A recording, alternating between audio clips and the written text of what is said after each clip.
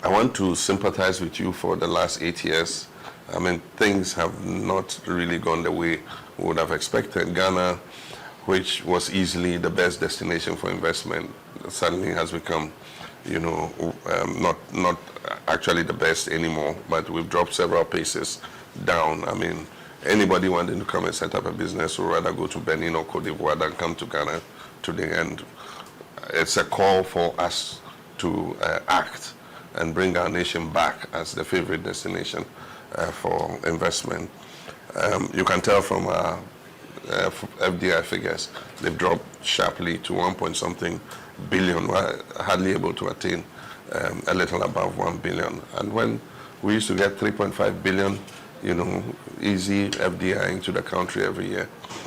And so it's not only foreign direct investment that is suffering, but indigenous Ghanaian businesses are also suffering.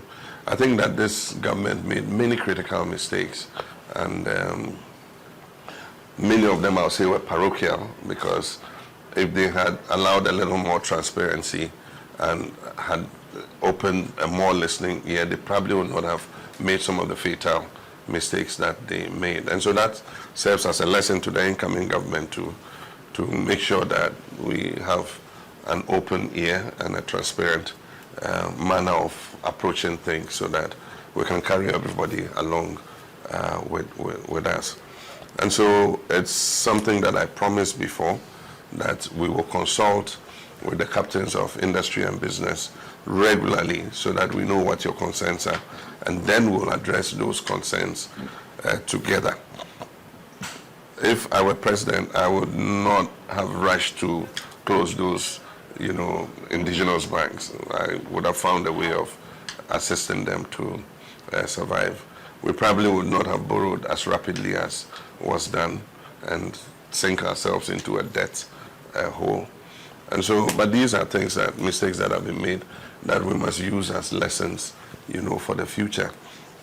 And so we intend to carry out some reforms in terms of economic management to ensure that another finance minister doesn't come along who's a law unto himself and does some of the things that this person has done to create the problem that we have. One will be the debt management office.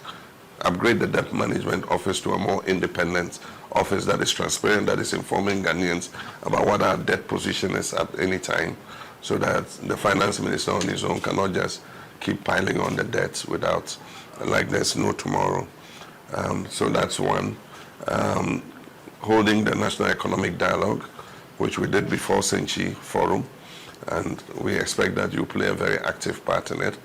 We want to, as quickly as we take over, understand what the state of the economy is and let you know what the issues are. And then together we'll discuss the issues of fiscal reform and fiscal consolidation together, so that when we are taking the steps, we all know that this is how to go. As part of that will be the tax reform that you're talking about. We promised it, we said tax rationalization, because today compliance is low, and the taxes are so distorted. You have people in the same market paying different levels of value-added tax. It doesn't make for an environment for compliance to take place. And so how do we rationalize it instead of just piling on more taxes? And we started that discussion with the IMF. They say, well, it's not about the taxes you introduce. For us, it's revenue to GDP. And so however you raise that revenue is your matter. But I'm saying that if we rationalize the taxes, make them more transparent, more fair, there'll be more compliance. And when there's more compliance, there'll be more revenue.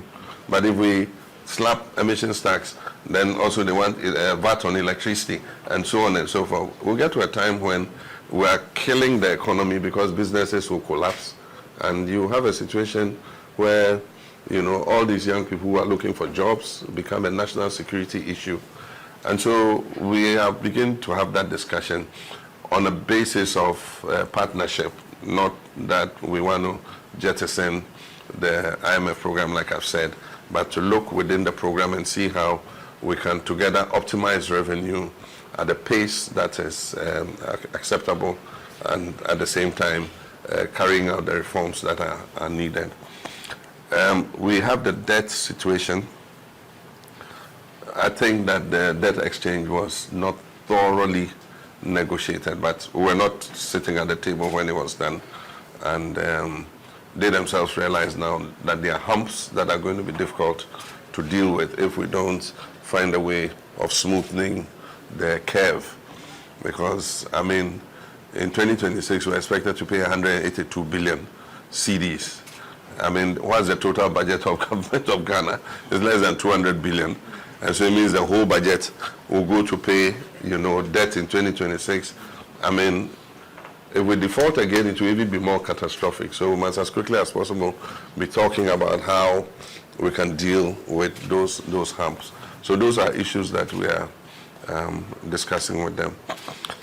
The issue Mr. Otinjesi raised is important, especially with the energy sector. It is the Achilles heel of everything that we're doing. It can completely derail everything that we have done with the IMF program and with the debt exchange. The debt keeps piling. The IPPs remain unpaid. We owe on gas. ECG is sick. Is the sick man of the whole value chain. 32% commercial and technical losses. There's no utility anywhere in the world that will survive with those kind of losses. And so the energy sector needs urgent surgery if it is to survive. And so we're going to make sure that our energy ministry is taking very drastic measures to make sure that we get the energy sector back on a sustainable footing. And so that's something that we must look at. The other non-tax revenue drivers that bring in significant revenues are all down. The oil and gas sector hounded out all the upstream players. Some of them ran to Cote d'Ivoire and other places. There's been no significant, work in our oil and gas prospects over the last 8 years. But by this time we should have brought on stream more oil and gas so that we can cover more of our gas needs and stop depending on light crude oil, which will bring down the cost of power, and also be able to increase our revenues from non-tax sources. Unfortunately, that hasn't happened. And so as much as possible, getting all the key players in that sector, and if I have to hug them and roll out the red carpet for them to come back and pump that gas and oil like there's no tomorrow, is something that I'm willing to do. Cocoa industry that easily used to bring some $2-point-something billion every year into the economy is struggling today. And so how we address reforms in that sector as quickly as possible to put the farmer at the center of the industry and make him the biggest beneficiary of the revenue from cocoa instead of those sitting in the headquarters will be something that we must look at as quickly as possible. But like Mr. Mahesh said, how we incentivize Ghanaian business to be able to rise to the occasion is, for me, critical. We've signed the African Continental Free Trade Area. We've already had the ETLS that has been there for decades. How do we take advantage of all these opportunities to increase productivity, both for the local market and for export? And that's why I said I'll personally chair an accelerated export development program. And we would have representatives from all of you on that program to see how we can take out all the export bottlenecks so that Ghanaian business is competitive in terms of exporting, not only into the African market, but also into the other external markets that we have. And so these are all important things that we must look at. We also want to look at how we can use government's financial muscle to help made in Ghana goods, that is, industries producing in Ghana. Ghana is the biggest spender in the economy. Government is the biggest spender in the economy. I mean, why we will always easily run to go and import things from China and other places when we have even better quality of those goods locally, I cannot understand. And so for me, it's not if. We must get all the goods that are made in Ghana. We must fix competitive prices. And we must give a caveat that if you want to buy cooking oil, you must buy these brands. You have no option to buy any other brand. Once we know what the prices are, then we know that they can, concentrate on buying made in Ghana instead of buying it from outside. Even if it's marginally more expensive, it creates jobs locally than buying it cheaper and creating jobs in another country. And so we're going to sit with you and see how we can tweak that procurement law so that the first priority for buying any product with government money must be a product that is made in Ghana. It's only if it's not available and you have no option that we can look at external goods to purchase. We believe that we should continue the innovative financing model that we brought up. Because we cannot go on to the international capital market, we must look more at BOTs and other such innovative financing where people bring in their investment and put the infrastructure in, run it for 20, 30 years, and after that transfer when they have made their investment. We need to do the railways, we need to fix the roads and the highways and all that, and many other infrastructure developments that we need to do. I believe that we can get people who have the investment, if we do proper feasibility studies, to come and put in the infrastructure and run it and hand over to us at the appropriate time. Everybody knows that agriculture and agribusiness is my passion. And of course, I'm into agriculture myself, so I'm conflicted there. Because the price of soya, the price of yellow maize and all that affects my bottom line, my pocket directly. Right now I'm harvesting my maize and my soya. And so for me, like any farmer, I feel what the farmers go through. I buy fertilizer, I buy agricultural inputs. And so you can be sure that anything I do for farmers, I'm doing for myself. And like I said, the missing link in our whole agricultural value chain has been agro-processing and agribusiness. And that is the way to go. We encourage the farmers to produce, we give them subsidized fertilizer, we give them inputs. We're going to give them mechanization support with the farmer service centers. But after they've produced, you leave them to the vagaries of the market. And the middlemen come and offer them any price and take the product.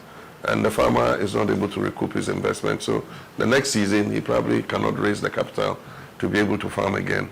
And so how we protect the farmer in respect of marketing his produce and making sure he gets a fair price is one of the things we'll be addressing our minds to. But I'll talk to you as AGI to look at how we can increase agro-processing capacity. We have the cassava. We shouldn't wait for Chinese to come and set up cassava processing plants. I mean, there are Ghanaians who have the investment to set up cassava processing plants. We can process our own soya bean. We can process all that. We don't need people to come from Asia to come and buy the soya bean and process it for us.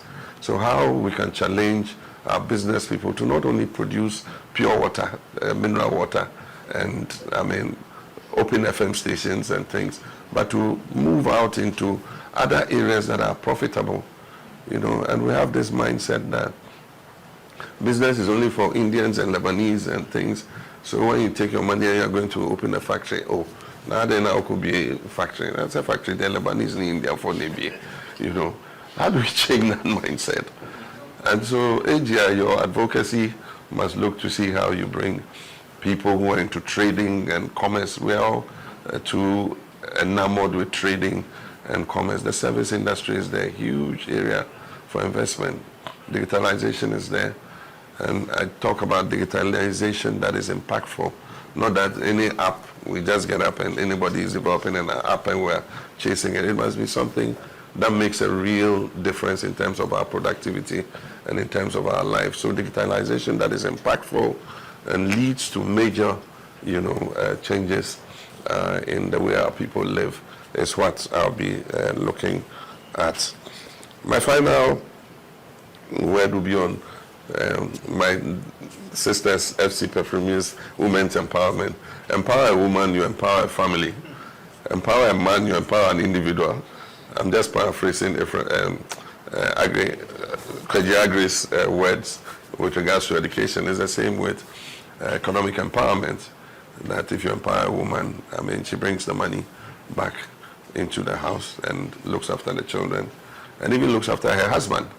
Yeah, but all the things that you spoke about, the apprenticeship, vocational training, and technical education, the National Apprenticeship Program, the Women's Bank, is to give targeted assistance to women's businesses, small and medium enterprises, not large scale, small and medium enterprise women's businesses, to be able to get them capital at a cheaper rate without them getting into all the susu and loan sharks and all that. So that is something that we'll be working on. And Nana, as our first female vice president, is going to be more engaged with that. So that will be within her domain, and whoever the finance minister is in setting up that financial institution. And so these are the few words I thought that I should speak. But like I said, I promise that we'll consult regularly, especially in the implementation of our 24-hour economy policy. We want to see how as many Ghanaian businesses as possible, can join that policy, increase productivity, not only for the Ghanaian market. People look at the Ghanaian market and say, oh, it's small, and so it cannot sustain 24. But the opportunities are also out there. We have a market of 1.3 billion people in Africa, and we have a comparative advantage than other countries to produce certain items. And so we'll need your support and all the opinions you have. In Twi, we say, Etikronko Ejina. All those ideas are not in one person's head. And so consulting you regularly and getting what your ideas are for improving the business environment is something that I am very open to do. I'll have an open door for AGI, Chamber of Commerce, all of you. And as early as we finish the swearing in, I want to sit with all of you, even as we are preparing for the National Economic Dialogue and all that, to begin to get some ideas from you before we go into the forum, so that we walk this journey together. As I said with the last group, this is our last chance to get things right. This administration probably is the last to get things right, or else we're not immune to coup d'etats. Ghanaians are losing faith in our democracy. If the political elite, like I said yesterday, don't get their act together, then it could result in something that we all don't wish to happen. But we should remember that we need to work to keep our democracy relevant and keep the faith of our people in our democracy. Thank you.